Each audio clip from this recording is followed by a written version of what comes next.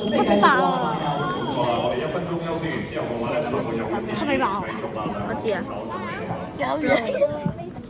可唔可以唔好再玩啊？前啲啊！見到講咧，佢哋嘅每一次看家準備嘅時候，已經諗清楚自己要做乜嘢。再玩啊！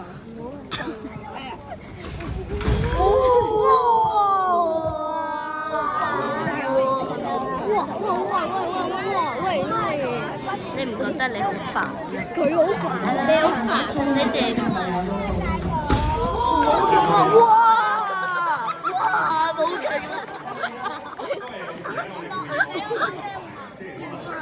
！14比9嘅時候嘅話咧，喂，慘啦！係咯，你都冇搞我咪睇都有搞。劍擊呢一個運動，心理質素真係非常之重要啊！你打唔到，即係老師，你打唔到劍。喂，可唔可以唔搞？你面試試啊！你真係打車喎，8比幾多啊？8比11，10比11。你講C朗哥哥，我11喎，11啊？C朗12，你8比11啊？哦。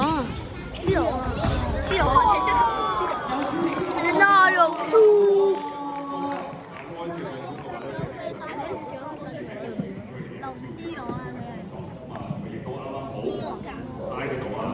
啱㗎，係咪？我哋林超你搣我！喺呢場波第一次出現嘅呢個嘅動作，咁後去嘅時候咧，C朗打劍去主動打到開數揾對方打個劍打過嚟咁所以比賽你都睇到9比13，9比10。有冇咁勁啊？已經去到14比9啦喎！係14比9喎，速上！追到咧！我知。嗱，表演賽我哋可以嗌㗎嚇。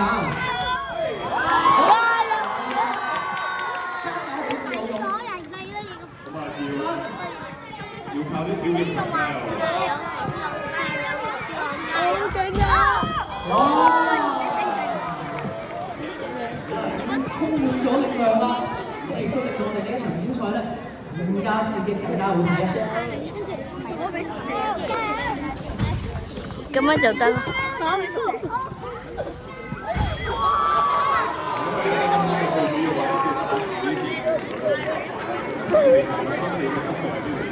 如果喺呢個時候C朗佢再不斷咁追咧，冇錯，救命啊！啲人係咁喺度。鍛鍊好自己嘅心理啦，學嘅經驗係嘛？好緊張啊！啱啱又係收手啊，蘇斯。不過14比14。我覺得可以俾掌聲啊！呢一下大家。好，兩位我哋都要加油啊！要調整一下心態先。